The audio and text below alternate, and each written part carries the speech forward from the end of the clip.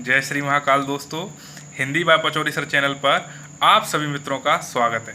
दोस्तों, हमने अपने लास्ट वीडियो में अपभ्रंश के भेद एवं किस अपभ्रंश से भारत के किस क्षेत्र की आधुनिक आर्य भाषा का आगमन हुआ, इसे हमने भारत के मानचित्र से भी देखा। सौरसेनी अपभ्रंश से भारत के किन हिस्सों में आधुनिक आर्य भाषा का आगमन हुआ, अर्धमागधी अपभ्रंश से भारत के किन हिस्सों में आधुनिक आर्य भाषा का आगमन हुआ, मागधी अपभ्रंश से भारत के कौन से हिस्सों में आधुनिक आर्य भाषा का आगमन हुआ, महाराष्ट्री अपभ्रंश से भारत के किस हिस्से में आधुनिक आर्य भाषा का आगमन हुआ। तो इन सभी अपभ्रंश को हमने भारत के मानचित्र पर भी विस्तार से समझा। आज हम देखेंगे कि इन आधुनिक आर्य भाषाओं के अंतर्गत डॉक्टर धीरेन्द्र वर्मा द्वारा 18 बोलियों को बताया गया है। इन्हें हम आज भारत के मानचित्र से भी समझेंगे, साथ ही हम समझेंगे कि किस प्रकार के प्रश्न परीक्षा में पूछे जाते हैं। तो दोस्तों, शुरू करते हैं हम आधुनिक आर्य भाषाओं के अंतर्गत 5 उपभाषाओं एवं 18 बोलियों को।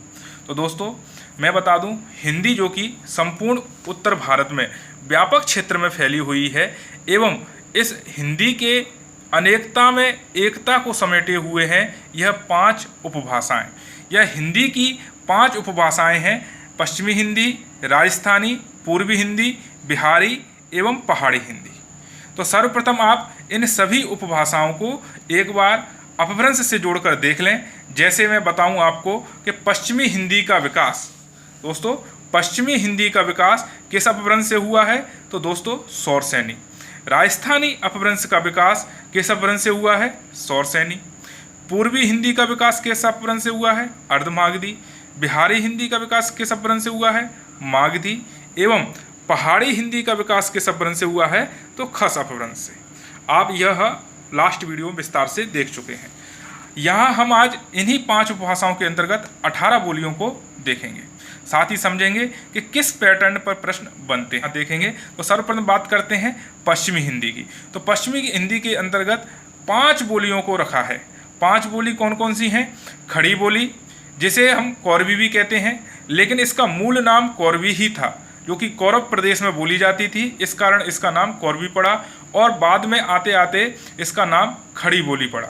इसके अलावा उत्तर प्रदेश के कन्नौज क्षेत्र में बोले जाने वाली कन्नौजी, ब्रज क्षेत्र में बोले जाने वाली ब्रजभाषा, जो कि मथुरा के आसपास के क्षेत्रों में बोली जाती थी, बुंदेली, बुंदेलखंड में बोले जाने वाली बुंदेली, एवं हरियाणा में बोले जाने वाली बांगरू या हरियाणवी। दोस्तों, इसे यदि हम भारत के मानचित्र से समझें तो भारत के यह पूर्व, इसको यदि बीच से बांट दें तो यह वाला हिस्सा पूर्वी एवं यह हिस्सा पश्चिमी कहलाएगा, और यह सभी बोलियां इसी पश्चिम क्षेत्र में बोली जाती हैं।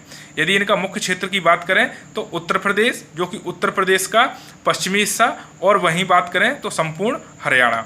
तो यह 5 बोलियों का विस्तार इन 2 राज्यों में मिलता है। इसके बाद बात करूं राजस्थानी, तो राजस्थानी में 4 बोलियां हमें देखने को मिलेंगी: जयपुरी, मारवाड़ी, मेवाती और मालवी। इसको भारत के नक्शे पर भी समझें कि राजस्थान के पूर्वी हिस्सा में जयपुरी या ढूंढाड़ी बोली जाती है, राजस्थान के पश्चिमी हिस्सा में आपकी मारवाड़ी, राजस्थान के उत्तरी हिस्से में मेवाती एवं राजस्थान के दक्षिणी हिस्से में, जो कि मध्य प्रदेश से लगा हुआ है, मध्य प्रदेश के मालवा क्षेत्र से लगा हुआ है, यहाँ पर मालवी बोली जाती है। यह सभी बोलियाँ राजस्थान में बोली जाती हैं।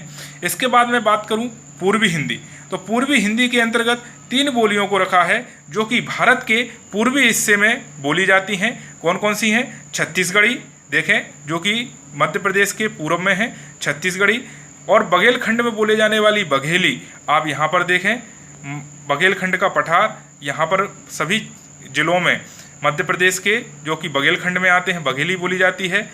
यहाँ साथ ही अवधी, जो कि अवध राज्य में, अवध प्रांत प्राचीन, और अयोध्या, यहाँ सभी क्या बोलते हैं? अवधी, एवं इसके आसपास के जिलों में भी। और इसका मुख्य क्षेत्र जो है मध्य प्रदेश एवं छत्तीसगढ़। यदि अवधी की बात करें तो यह उत्तर प्रदेश के कुछ जिलों में बोली जाती है।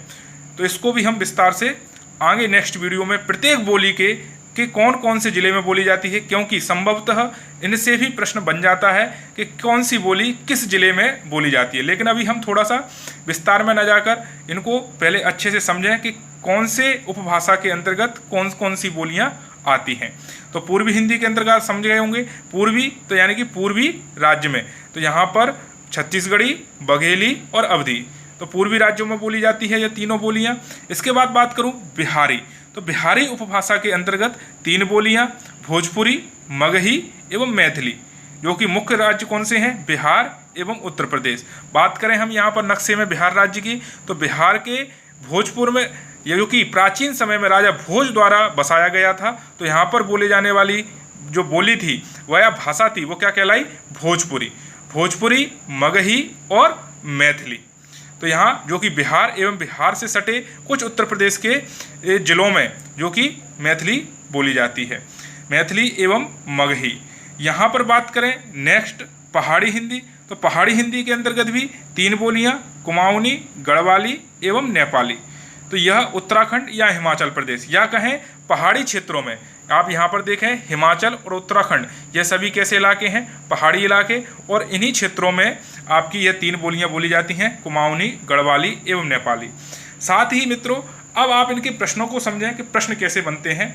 नाम बन जाता है कि खड़ी बोली का एक अन्य नाम क्या है, आपके पास 4 ऑप्शन रहेंगे और खड़ी बोली का एक अन्य नाम है कोरवी। इसी प्रकार पूछा जाता है कि बांगरू को अन्य किस नाम से जाना जाता है, तो यहाँ पर आंसर हो जाएगा आपका हरियाणवी, क्योंकि बांगरू का एक अन्य नाम हरियाणवी भी है। इसी प्रकार जयपुरी को किस एक अन्य नाम से भी जाना जाता है, तो आंसर हो जाएगा आपका ढूंढाड़ी। इसके अलावा यदि प्रश्न उन्हें बहुत कठिन बनाना है, जब किसी एग्जाम में बहुत ही कठिन प्रश्न पूछा जाता है, तो यहाँ पूछा जाएगा आपको कि खड़ी बोली का विकास किस अपभ्रंश से हुआ है। तो आपको चूंकि यहाँ पता है कि पश्चिमी हिंदी उपभाषा के अंतर्गत खड़ी बोली आती है, तो यहाँ आपको यह कंसेप्ट बनाना है कि पश्चिमी हिंदी के अंतर्गत खड़ी बोली, तो खड़ी बोली का विकास किस से हुआ है, पश्चिमी हिंदी उपभाषा से। और पश्चिमी हिंदी का वो विकास किस अपभ्रंश से हुआ है, तो पश्चिमी हिंदी का विकास हमने देखा था कहाँ से हुआ है, पश्चिमी हिंदी का विकास सौरसैनी अपभ्रंश से। तो सौरसैनी अपभ्रंश के अंतर्गत खड़ी बोली का विकास माना जाएगा। इसी प्रकार दोस्तों जब आपसे प्रश्न पूछा जाए कि अवधी का विकास किस अपभ्रंश से हुआ है, तो आप देखें अवधी किस उपभाषा के अंतर्गत है, पूर्वी हिंदी। तो पूर्वी हिंदी का विकास किस अपभ्रंश से है, पूर्वी हिंदी का विकास अर्धमागधी अपभ्रंश से है। तो आपको यहाँ लगाना है कि अवधी का विकास किससे हुआ है, अर्धमागधी अपभ्रंश से। इसी प्रकार आप देखें बिहारी हिंदी के अंतर्गत हमने देखा भोजपुरी, मगही, मैथिली। तो यदि कभी प्रश्न बनता है कि भोजपुरी का विकास किस अपभ्रंश से हुआ है, तो आपको पहला कंसेप्ट बनाना है भोजपुरी जो कि बिहारी हिंदी से विकसित हुई है, और बिहारी हिंदी किस अपभ्रंश से, मागधी अपभ्रंश से। तो आंसर हो जाएगा कि भोजपुरी बोली का विकास किससे हुआ है, मागधी अपभ्रंश से। तो इस प्रकार के प्रश्न परीक्षा में पूछे जाते हैं। तो यहाँ आप 5 उपभाषाओं एवं 18 बोलियों को अच्छे से समझ पाए होंगे। नेक्स्ट वीडियो में मैं इन सभी बोलियों के विस्तृत क्षेत्र को अध्ययन करके आप सभी के सामने रखूँगा, और यहाँ पर आप प्रत्येक बोली को समझ पाएंगे कि यहाँ पर किस बोली का विकास किन किन जिलों में भी है। तो हम जिले भी देखेंगे, क्योंकि अभी एक बार प्रश्न बना था कि ब्रज भाषा मध्य प्रदेश के किन जिलों में बोली जाती है, तो वहाँ पर आंसर आपका उत्तर प्रदेश के जिलों के साथ मध्य प्रदेश के जिले थे, तो वहाँ आपका ग्वालियर था। तो ग्वालियर में भी आप देखें ब्रजभाषा बोली जाती है, मुरैना में भी बोली जाती है।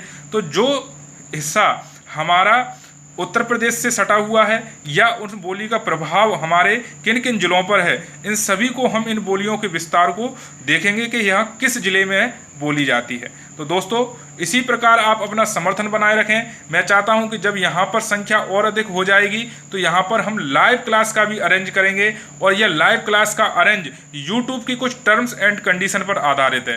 दोस्तों लाइव क्लास आप जब ही कर पाएंगे जब यहां पर आपके 1000 सब्सक्राइबर कंप्लीट हो चुके होंगे। तो आप यदि चाहते हैं कि यदि यह हिंदी का जो वीडियो है वह लगातार आपको लाइव अध्ययन के माध्यम से भी मिले, तो आप इस चैनल को लगातार अपने दोस्तों के साथ शेयर करें, जिससे कि हमारे सब्सक्राइबर की संख्या बढ़ सके, हमारा परिवार बढ़ सके। जब आपका यह परिवार, आप और हमारा मिलकर यह परिवार लगातार बढ़ेगा, तो आपको हिंदी के वीडियो भी लगातार उपलब्ध कराता रहूँगा। धन्यवाद दोस्तों। जय हिंद, जय भारत।